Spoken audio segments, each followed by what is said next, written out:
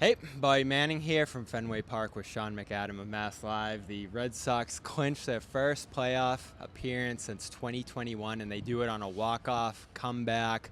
Ceddanne Rafaela ripping a walk-off hit off the center field wall. One of two big RBI hits for him late in this game as the Sox came back. Here's Alex Cora reacting to that hit.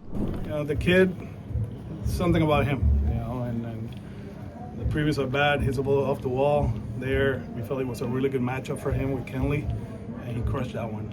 Yep. But total team effort. That was fun to watch. Crack of the bat, you knew that had the legs. I thought he was over. I thought it was a homer when he hit it. And so Meadows going back and with a great effort, but I thought he crushed that one. So he had struggled so much for the better part of the second half of this season. Gets going a little bit over the last couple weeks here, and then has really his signature game as a Red Sox here. Yeah, certainly that stands as his greatest Red Sox game of his career. But this is a guy who has shown a flair for the big moment. There was a game back in July against the Tampa Bay Rays where he had a walk-off homer here. He had another walk-off homer against the Angels earlier in the season in June. So there's something about that big moment that he appreciates. He doesn't get too amped up. In fact, he says he welcomes those kind of spots. And I talked to a couple of his teammates, Trevor Story, Garrett Crochet, Jaron Duran. They all love him in that spot because they've seen that he knows how to come through, keep himself calm, and deliver the big hit as he's done several times this year. Yeah, and this team, they've just gone through so many stages this year. The Devers saga, they trade him. Roman Anthony comes up, and they go on this great run, looking almost like a team that could win the division. Then he goes down. Other injuries happen all over the roster, and they end up in the spot where they're going to be either the second or third wild card team.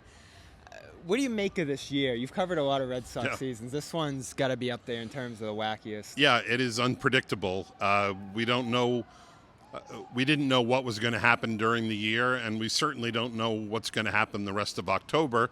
What we do know is they're in the postseason for the first time since 2021, and they have some difference makers here. If they can, and particularly in a short series, when you can ride a Garrett Crochet and an Aroldis Chapman and a couple of hot hitters, you can go for a pretty long ride in October, even though you may not have the depth. It really, this kind of playoff format really rewards kind of top-heavy talent, and those 4 or 5 players can carry a team for a long way. Yeah, in this game tonight, I think a good example of that, other than the start by Kyle Harrison, he wasn't great once he got into the 4th inning there. But the bullpen comes in and just stacks together good inning after good inning. They manufacture a run in pretty much every inning from the 7th to the 9th.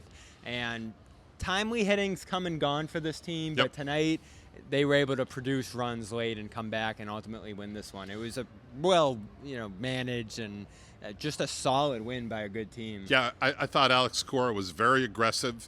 He didn't wait very long. He didn't think he had the luxury of staying with Harrison while he struggled trying to throw strikes. And here it is, the 4th inning. You've only gotten 9 outs and you're into your bullpen. But every guy he brought in got the job done, from Weissert to Matz to later on Whitlock and Chapman. 6 shutout innings from the bullpen. He kind of went for the throat when he had a chance. He knew that he had a couple of other opportunities, whether it be Saturday or Sunday, or waiting to see what the Astros did in Anaheim later tonight. But he got the feeling, look, we got to go for it now, and he managed aggressively with the bullpen, and it paid off. Where do you think this team stacks up in the AL? They've had the Yankees number for a while this year. That's a pretty likely opponent if they're not able to win the division. They just went and took 2 out of 3 from Toronto, another team they could potentially see here. And then, the Guardians and even these Tigers are floating around. It seems like a pretty wide open league. I think so. I don't think there's a clear favorite going in the American League. You might take a look at the National League and see Milwaukee and Philadelphia that have basically led wire to wire. The Dodgers have struggled because of injuries, but now they're getting healthier with their pitching staff. But in the American League, it seems like it's wide open. Any number of, a handful of teams could emerge and win the pennant and make it to the World Series. We've seen teams catch fire at the right time here in the last couple of years. The Texas Rangers did it in 2023.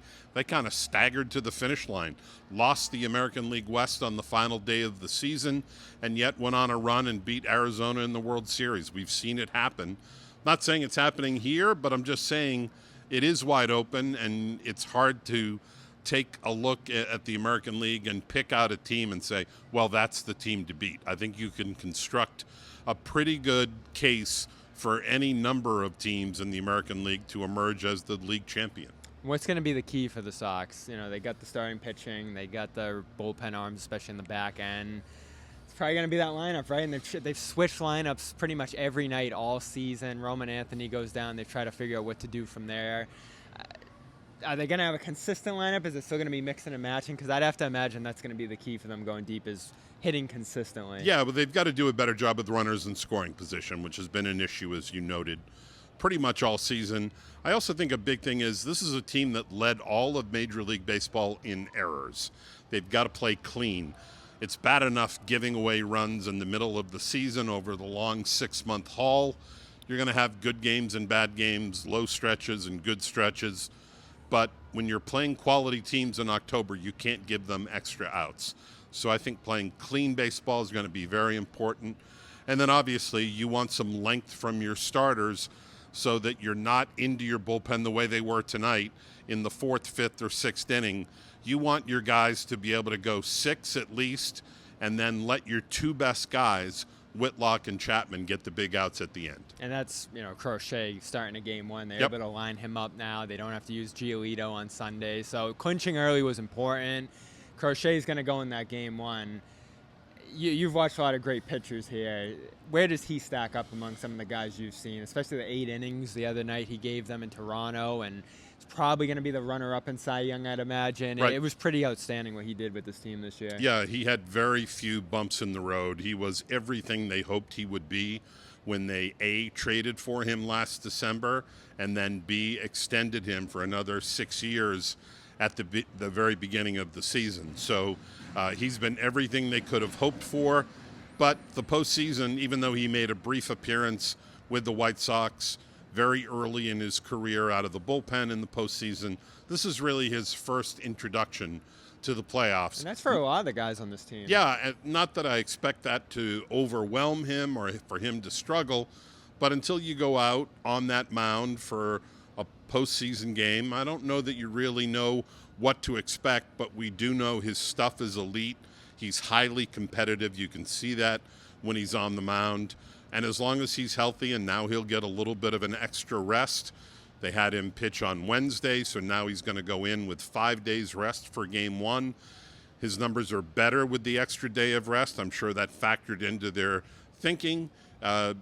You'd like your chances if you're the Red Sox, regardless of opponent or who you're facing, if you've got Garrett Crochet on your side in game 1 of a series. That game 1 will be on Tuesday. We'll figure out over the next couple of days here where that's going to be. New York, Toronto, a couple of different options floating around there.